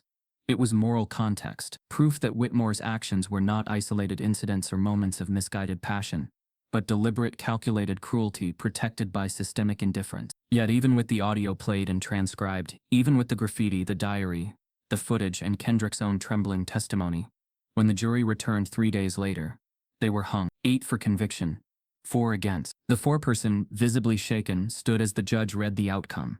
Mistrial declared. The courtroom cracked. Shouts, weeping, protesters outside, already tense, surged toward the courthouse steps. Within hours, cities across the country held impromptu marches, some peaceful, others filled with raw, uncontrolled rage. The anger wasn't just about Kendrick anymore. It was about every child who had been ignored, every parent who had been silenced, every story that had ended in nothing but shrugged shoulders and procedural excuses. The president issued a brief statement. Our justice system must work for all families, not just the ones who fit the mold. But it was too vague, too safe. The country didn't want condolences. It wanted consequences. Nadine Bell stood outside the courthouse, surrounded by microphones, her jaw clenched but her voice steady. We presented evidence. We presented intent. We presented harm. The law is clear. And still, a fraction of this jury decided that black pain was too inconvenient to validate. Let this mistrial be a warning. This is not over. Kendrick did not speak to the press. He returned home with Tamika, surrounded by private security, escorted through back alleys and guarded entrances. He hadn't slept through the night in weeks. His drawings had turned darker.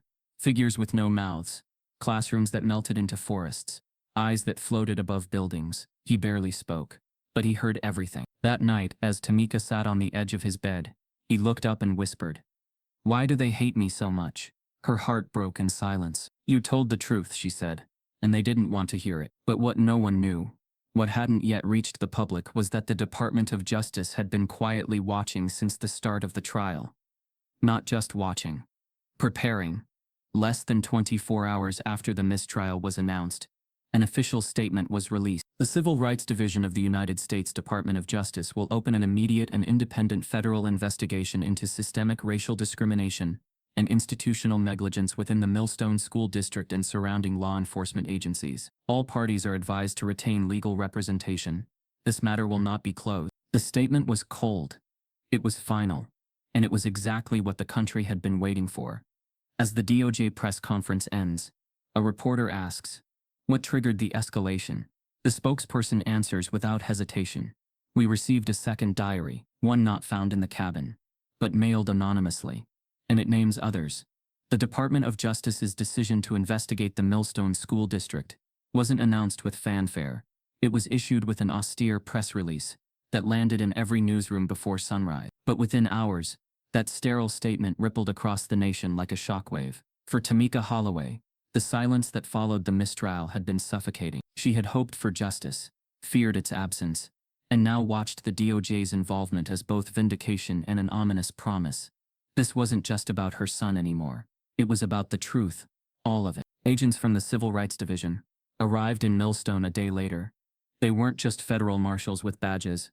They were investigators with subpoenas in hand and a mandate to dig deeper than anyone had before. Their presence on Main Street drew quiet crowds, some hopeful, others bitter, all bearing witness to a conflict that long ago spilled out of the courtroom and into every living room, classroom and social feed across America. Inside the temporary DOJ field office, a repurposed community center with folding tables and stacks of boxes, Agent Renee Calder reviewed her first stack of documents. Each file was a thread, emails between administrators, personnel evaluations, complaint records, board meeting minutes, and the hundreds of pages from archived investigations, long buried in the district's digital archive. As she skimmed the first documents, her expression tightened. This looked systematic, not accidental. Her partner, Agent Tony Ruiz, listened as she read aloud a section from an old board memo. Standard disciplinary issues to be resolved at the discretion of educators.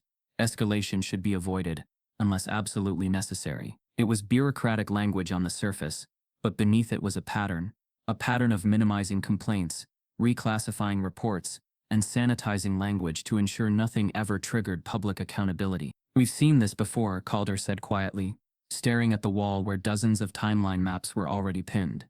"It's not incompetence, it's concealment." The next step was interviews. First with district officials, who predictably tried to downplay involvement. "Procedures were followed," said one board member, his voice even, eyes darting away whenever the phrase racial bias was mentioned. Others insisted that any problem sprang from outside agitation, a euphemism that stung with implication. But the agents didn't stop there.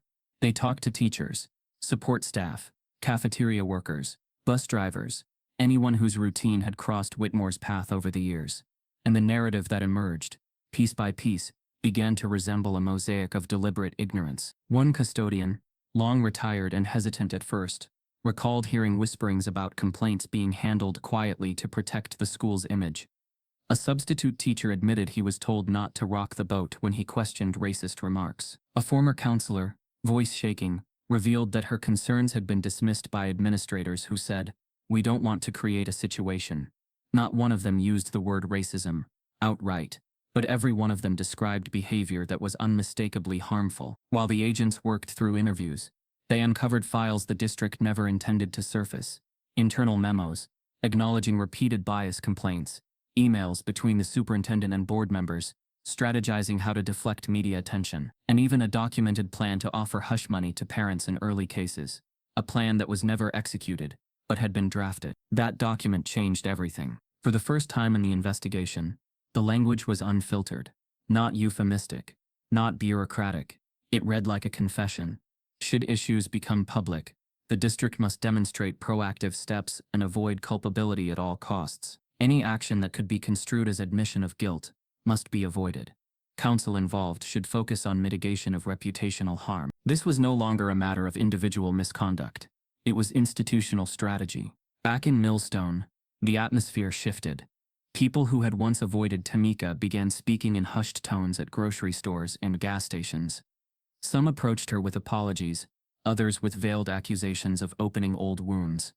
But the DOJ's presence made denials less tenable. Even those who had once staunchly defended the district now whispered about what really went on behind closed doors. The national media, sensing a turning point, began broadcasting live from Millstone again.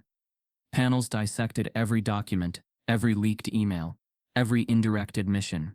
The narrative was no longer, did racism happen, but how deep does it go? And that question broadened with each fact uncovered. The Holloways watched the news in their living room, the same room where Kendrick once curled up with crayons to draw peaceful pictures of home. Now he listened, quieter than ever, absorbing the words with a stillness that scared his mother. Tamika wrapped her arms around him, feeling the tremor beneath his ribs. He was safe, alive, but the world had already weighed heavily upon him. At the height of the investigation, Agent Calder scheduled a meeting with the Holloways. She didn't come with cameras, lawyers, or reporters, just a manila envelope, and a gravity in her eyes that made Tamika sit straighter. "We found records that were never disclosed," Calder began. "Not just about Ms. Whitmore, about a series of decisions made by the district that show a clear pattern of avoiding accountability. Some of these decisions go back more than a decade." Tamika swallowed hard. "What do you mean?" What this district did was not reactive. It was proactive. There were plans, discussions, language crafted to ensure complaints were never acted upon. And there's proof. Inside the envelope were printed documents from meetings Tamika and her attorneys had never seen. Emails between board members discussing at length how to present data to avoid triggering state review. A closed-door resolution advising principals to file performance issues only when race was a factor. And worst of all, a set of interview transcripts the district had never disclosed to federal investigators, where administrators openly admitted they viewed complaints from black families as noise and disruptive. Tamika's breath hitched. Kendrick reached for her hand, seeking grounding. "And that's not all," Calder continued.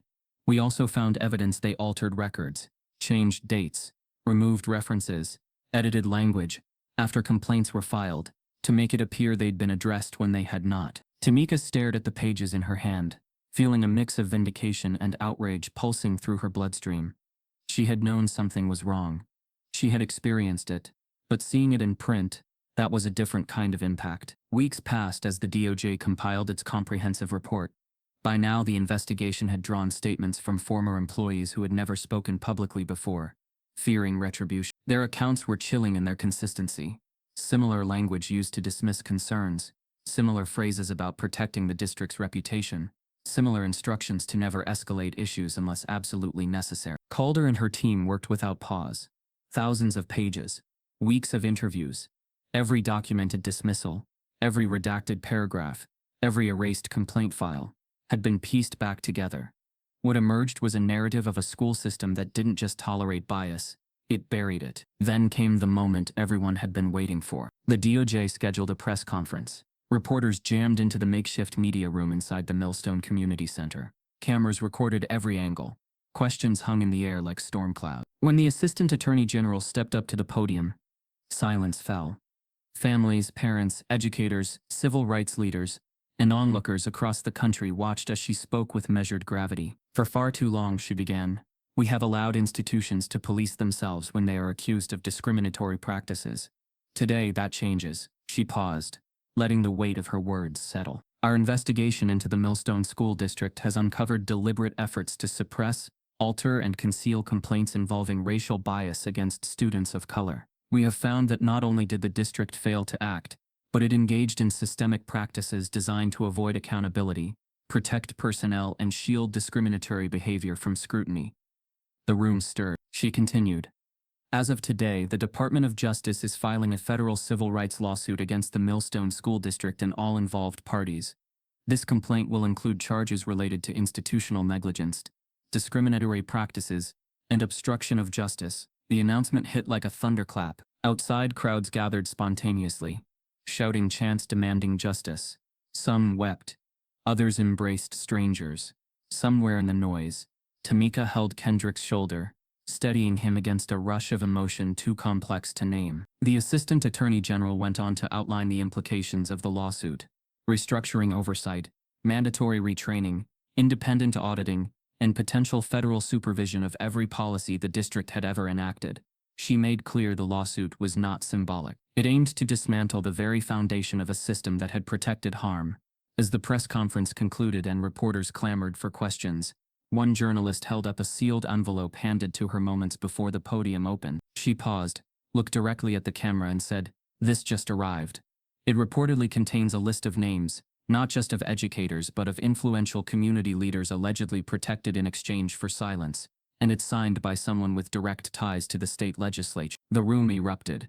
The camera zoomed in on her hand holding the envelope, the next twist waiting to unravel America's deepest defenses. The night before the broadcast, the Holloway living room was quiet in a way that felt strange after so many months of noise, protests, hashtags, rallies, courtrooms filled with outrage and hope. The television flickered on with muted news clips, but Kendrick sat on the couch drawing, absorbed in his thoughts. His drawings had changed over the weeks. Where once they were simple homes and smiling faces, now the lines carried weight, depth, shadows. The world had gotten into his imagination. That night, Tamika didn't hover over him. She sat beside him watching, not wanting to interrupt what was clearly a private process of understanding. That quietness was reverent, not stillness but anticipation. At dawn, the car arrived to take them to the National Broadcast Studio in Washington, D.C.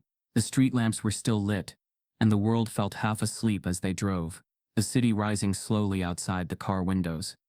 Tamika kept glancing at Kendrick in the rearview mirror. He sat tall, no fidgeting, just steady eyes looking forward.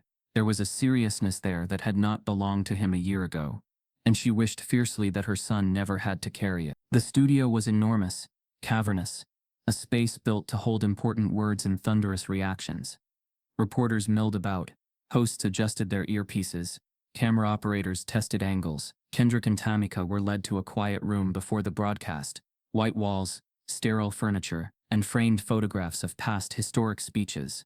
It should have felt intimidating. But Kendrick stood still as if he were braced for something he had already lived through. A staff member offered water.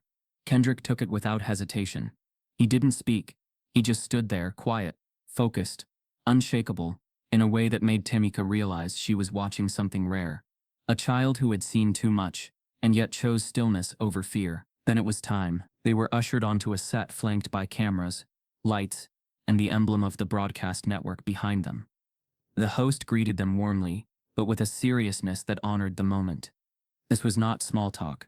This was historic. "Kendrick," the host began gently, "you have been through something no child should ever experience. Today, you have the floor. The entire nation is listening." Kendrick looked at his mother for a single second, a small nod of permission, and then turned his gaze toward the camera. His voice was soft, not trembling, but quiet with a strength that made those watching lean in. "I want to tell you about a classroom," he began. "Not the decorations, not the parties, not the lights. I want to tell you about what happened to me in a classroom, where I was supposed to learn, grow, and feel safe. His words were simple, unembellished, but they carried a clarity that cut through decades of denial. When I was 8, he continued, my teacher said I didn't have Christmas spirit because my family didn't have money. I didn't understand then what that meant. But I felt it inside, like I wasn't enough. He paused, eyes steady. Not sad, not fragile, just honest. But then it got worse. Not just words, plans made about me, decisions without me, choices about who I was, made by people who never knew my name. And I believed them for a while. The broadcast stretched beyond its scheduled time. Viewers watched silently as Kendrick told the story, not with bitterness, but with careful precision, like navigating a minefield, without flinching. The place that was meant to teach me how to speak, he said, tried to teach me how not to speak. I was told my voice could be dangerous. I was told that silence would keep me safe. But when silence is the lesson, it tells you that you don't belong. At that moment, the country, so often numb to stories like this, began to feel the weight of every child who had ever been dismissed, marginalized, or made to feel lesser. Something inside millions of viewers shifted. It wasn't anger alone. It wasn't pity. It was recognition, the kind that unsettles a nation. They told me I didn't belong, Kendrick said, his eyes not wavering from the camera. But I do. His voice carried something unmistakable, not pleading, not demanding, just truth. And in that truth was power. It was gravity. It was the sound of a young boy standing firmly in a world that had tried to erase him. The broadcast cut to commercial, but the impact didn't fade. Across the country, phones buzzed, social media lit up, and newsrooms dropped everything to replay that line. They told me I didn't belong, but I do. Analysts called it a defining moment in civil rights communication. A sociologist said it would be studied in schools.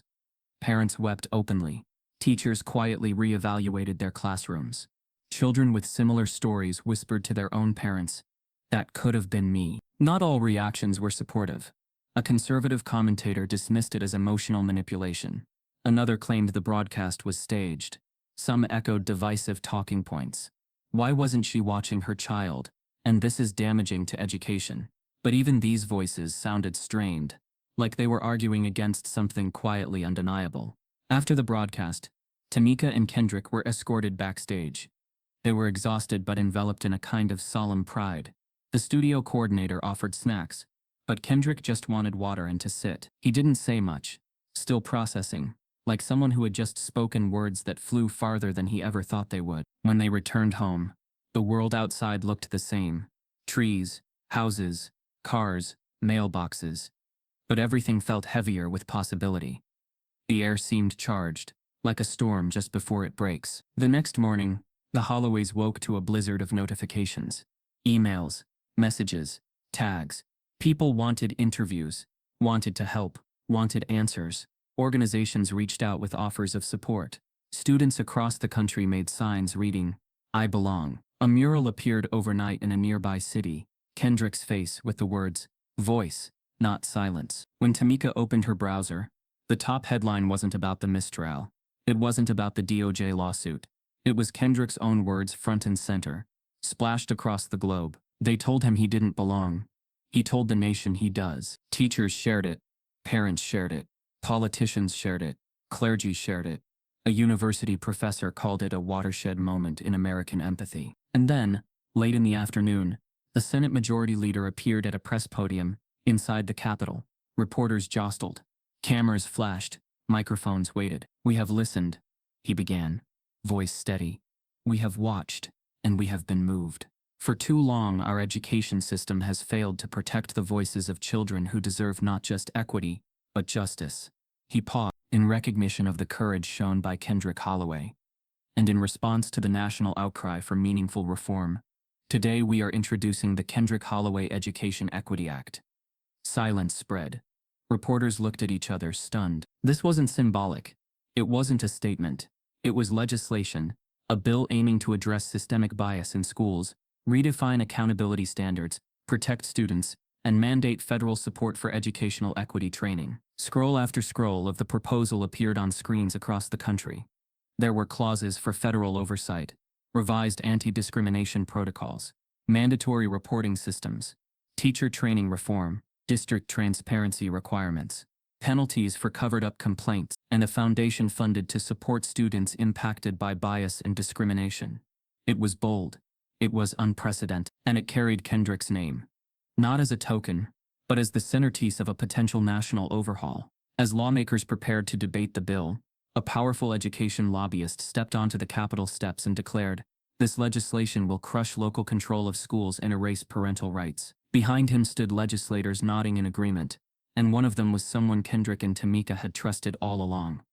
The next battle wasn't just legal, it was political, personal, and now inevitable. The introduction of the Kendrick Holloway Education Equity Act, now simply called the Kendrick Act, was supposed to be a triumph, a legislative embodiment of the country's collective shock after Kendrick's televised testimony. But once the bill text was posted on the Senate's legislative portal, the celebration around it transformed into a ground war of ideology, identity, and fear. Overnight, Washington became a crucible, with political factions forming unexpected alliances, and the very definition of educational equity becoming a flashpoint in a nation already splintered. Tamika watched the coverage early one morning, seated at her kitchen table while Kendrick finished a bowl of cereal. The television blurred between pundits praising the act as a national reckoning long overdue, and others calling it a radical federal overreach. Tamika's fingers tightened around her coffee mug as she listened.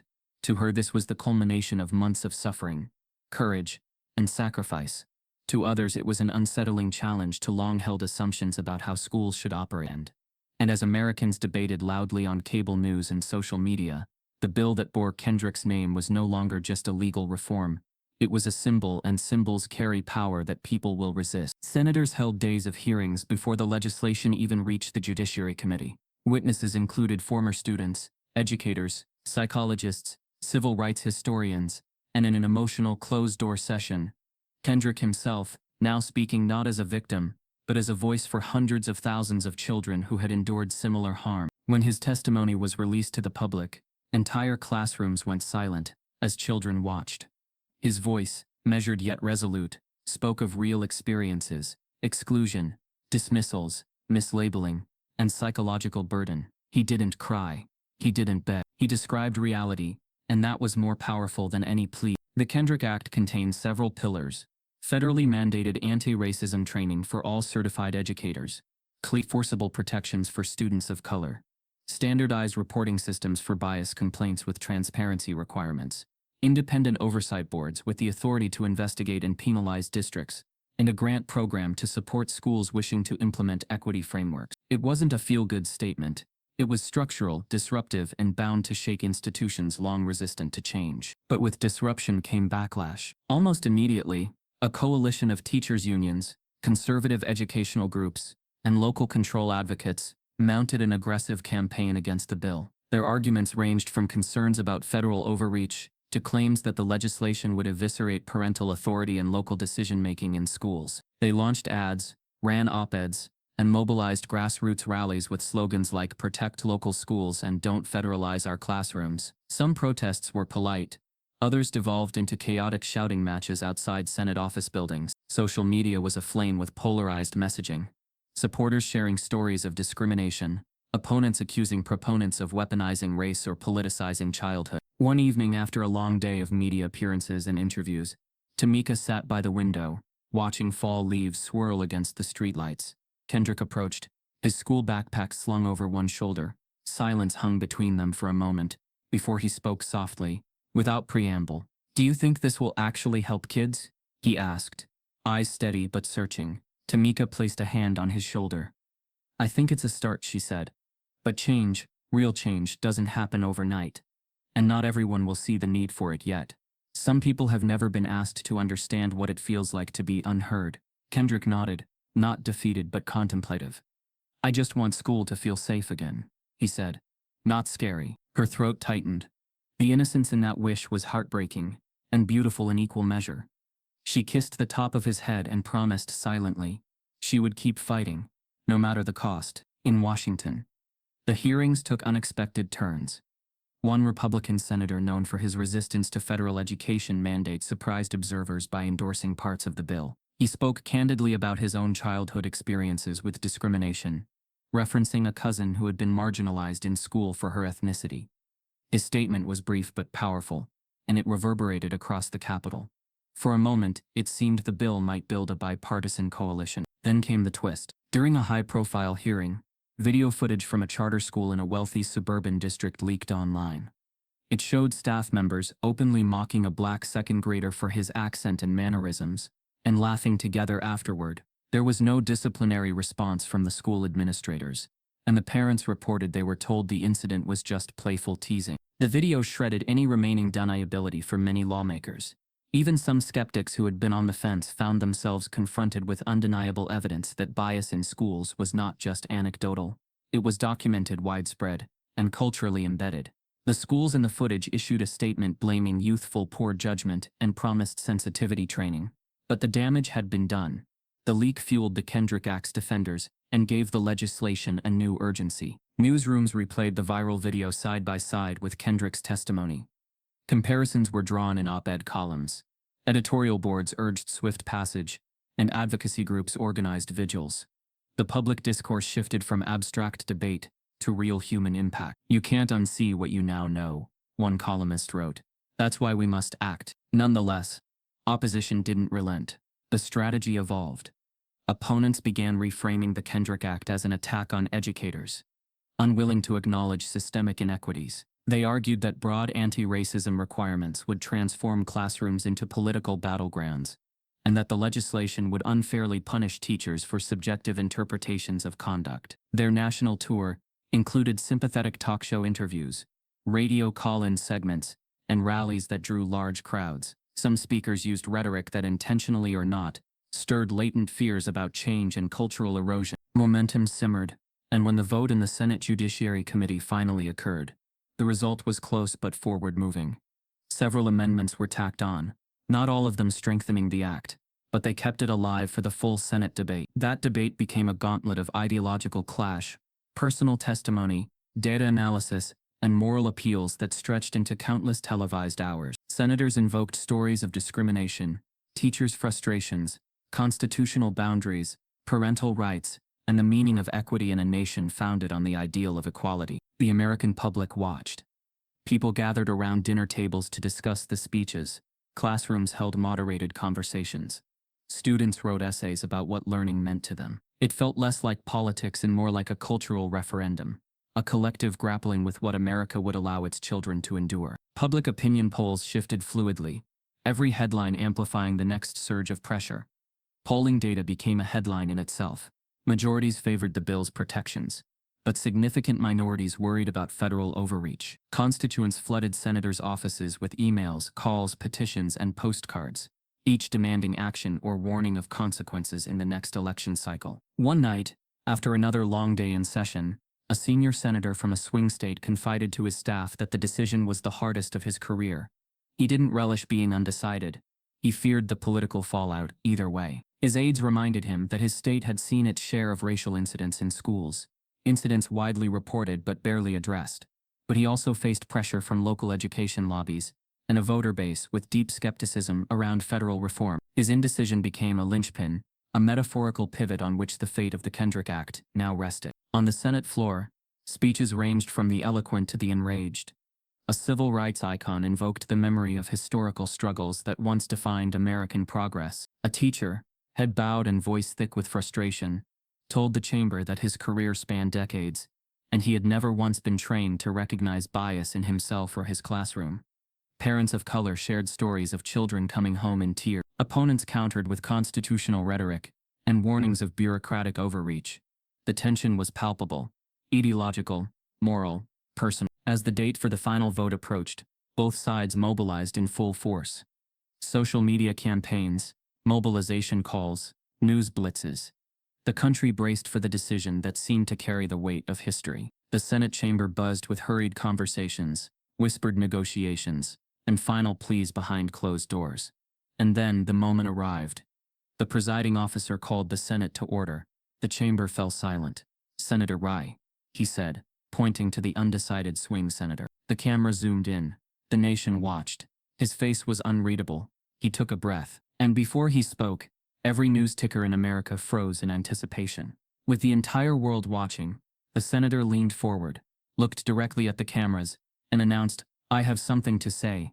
But first, New evidence has just been submitted that changes the context of this entire bill. Murmurs erupted, and as the gallery screens flickered with the first lines of a document no one outside the chamber yet had seen, reporters whispered, "Where did this come from?" The next twist was about to break everything wide open. Christmas morning arrived in Washington, D.C. with an unusual quiet, as though the snow-dusted streets themselves were holding their breath for something more than tinsel and carols. Inside the Holloway family's modest rental near the Capitol, Kendrick Holloway woke to the muted hum of holiday lights his mother had hung the night before.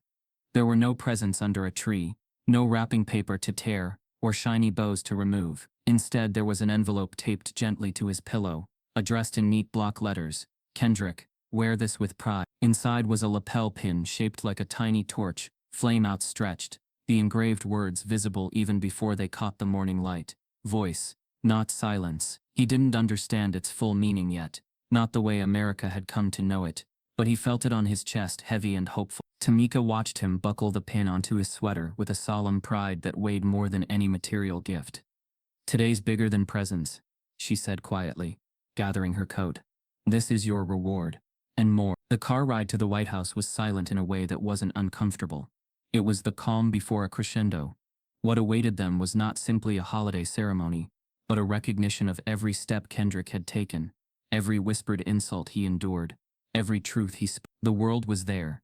Cameras, journalists, teachers, advocates, even students who had held homemade signs reading "I belong" and "Thank you, Kendrick." They lined the walkways of the executive mansion's grounds, a collage of hope and grievance painted against the backdrop of a winter sunrise. When they stepped onto the grounds, the air felt electric.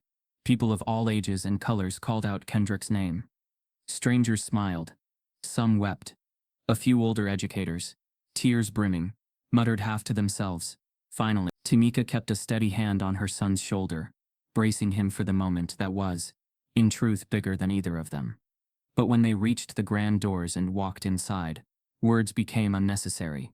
The echo of their footsteps along the marble foyer felt like history in motion. The Oval Office was dressed in its holiday finery, wreaths to rival those in every home, ribbons of deep crimson and gold arching across the mantel, and Christmas trees adorned with ornaments that reflected decades of family traditions and stories. At the center of it all was the President of the United States, flanked by aides and advisors, standing with genuine warmth as Kendrick and Tamika entered. "Welcome," the President said, voice steady but visibly moved. He knelt slightly to meet Kendrick at eye level, before extending his hand. Kendrick met it with a careful stillness that spoke louder than any speech ever could. Tamika noticed his breathing, slow, measured, as though he were trying to absorb every detail, every contour of the moment. This was no ordinary Christmas visit. This was a reckoning of a nation at its most fragile and aspirational. The President began with gratitude, not just for Kendrick's courage, but for the way his voice had awakened something deep within the country, a collective willingness to acknowledge pain and transform it. "You reminded us," he said, "that justice begins with listening, truly listening to every child." He spoke of the Kendrick Act, the reforms underway, and of a future where every classroom could be a sanctuary of learning instead of a battlefield of bias. But it was Kendrick's gift that he invited forward, a simple drawing titled, "My Classroom, My Voice." The drawing was not elaborate. It depicted a classroom full of desks, a single window with sunlight spilling in, and a small figure seated at one of the desks. Above the scene were words Kendrick himself had written. "Everyone deserves space to speak." It was quiet, almost austere in its simplicity, yet the impact was seismic. The President stood with the framed drawing before all present, the lens of history capturing every nuance. "Today this picture becomes a national symbol of hope," the President declared. "Not because it is perfect art, but because it speaks truth." The assembled guests, educators, activists, families who had marched and lobbied, journalists who had chronicled every twist and turn, broke into applause that was neither polite nor perfunctory. It was a sound forged from release, from collective heartbreak and resolve. The applause washed over Kendrick and Tamika like warm light, and for one fleeting moment, the weight of months, the legal battles, the protests, the mistrials, the national debates, felt distant, as though they were spectators in a larger testament to resilience. After the formal ceremony, as snow began to fall gently outside, reporters clustered around the entrance, pressing for reactions.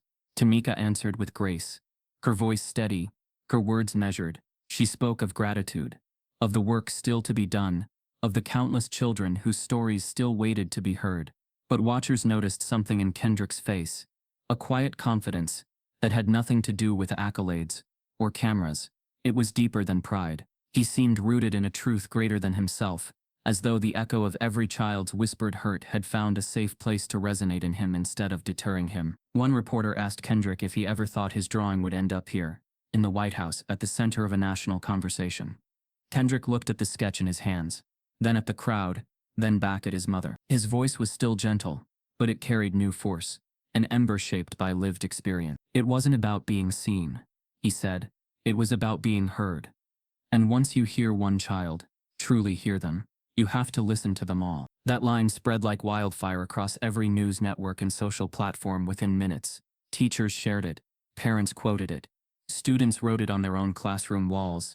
You have to listen to them all. It became more than a statement.